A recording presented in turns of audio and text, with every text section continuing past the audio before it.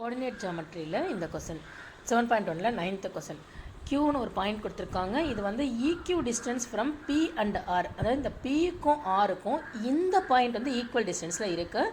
அப்போனா நமக்கு இந்த டிஸ்டன்ஸ்லாம் கேட்டிருக்காங்க, கியூஆரும் பிஆரும் கேட்டிருக்காங்க. எப்படி போடலான்னு பார்க்கலாம். ஸோ நீங்கள் பிக்சர் போடும்போது எந்த பாயிண்ட் வந்து எதுக்கு ஈக்குவல்னு பார்த்துங்க. இந்த க்யூன்ற பாயிண்ட் தான் பிக்கும் ஆருக்கும் ஈக்குவல். அப்போ க்யூன்ற பாயிண்ட்டை ஒரு சென்டராக போட்டுட்டு இது வந்து 0,1 மிட் பாயிண்ட் கிடையாது, ஈக்குவல் டிஸ்டன்ஸ் தான். மிட் பாயிண்ட்லாம் இருக்க வேண்டிய அவசியம் இல்லை, இப்படி கூட இருக்கலாம். இந்த க்யூன்ற 0,1 வந்து பிக்கும் ஆருக்கும் ஈக்குவல் டிஸ்டன்ஸ். அப்போனா நமக்கு பிக்யூ இஸ் ஈக்குவல் டு ஆர்க்யூ. இன்னும் இல்லை, டிஸ்டன்ஸ் ஃபார்முலா தான். பிக்யூடைய டிஸ்டன்ஸ் ஃபார்முலா என்ன அப்படின்னு பார்த்தா நம்ம இப்படி போட்டுக்கலாம். இது x1 y1, இது x2 y2ன்னு வச்சுக்கலாம். x2 - x1 whole square plus y2 - y1 whole square அப்படியே போட்டு சப்ஸ்டியூட் பண்ணுறோம். நமக்கு ஆன்சர் வந்து பிக்கு என்ன கிடைக்கும்னா 41 கிடைக்கும். அதை அப்படியே வச்சுக்கலாம். இந்த பிக்யூ வந்து இந்த டிஸ்டன்ஸ் எடுத்துட்டோம். ஃபார்முலா வந்து distance formula x2 - x1 whole square plus y2 - y1 whole square போட்டாச்சு. அதே மாதிரி ஆர்க்யூவும் எடுத்துக்கலாம். ஒரே லைனில் போட்டால் உங்களுக்கு கொஞ்சம் கஷ்டமாக இருக்கும், அதனால் தனித்தனியாக எடுத்துக்கலாம். இந்த பிக்யூ தனியாக எடுத்துக்கிறோம், ஆர்க்யூ தனியாக எடுத்துக்கிறோம். ஆர்க்யூ அந்த மாதிரி கியூவோடைய இது x1 y1, இது வந்து x2 y2ன்னு வச்சுக்கலாம். x - 0 whole square 6 - 1 whole square. x - 0னா x square வந்துடும்.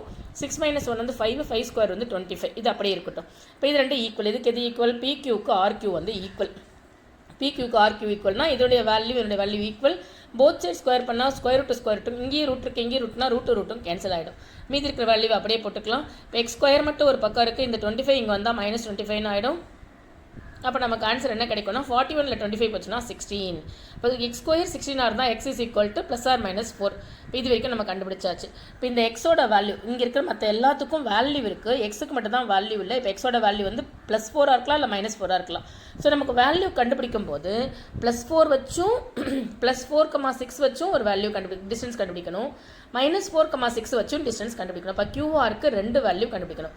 ஃபஸ்ட்டு வந்து நம்ம என்ன பண்ணலாம்னா +4 வச்சு எடுத்துக்கலாம். கியூ வந்து 0,1 தான், ஆர் வந்து 4,6. அப்போ 0 - 4 ஹோல் ஸ்கொயர் 1 - 6 ஹோல் ஸ்கொயர் இப்படி போட்டால் √41 தான் வரும். இந்த மாதிரி 0 - 4 வச்சா இது +4 வச்சு இந்த வேல்யூ எடுத்திருக்கோம். 0 - 4 வச்சுனா 0 -4 ஒன்று +4 ஆகிடும். 1 - 6 ஹோல் ஸ்கொயர்.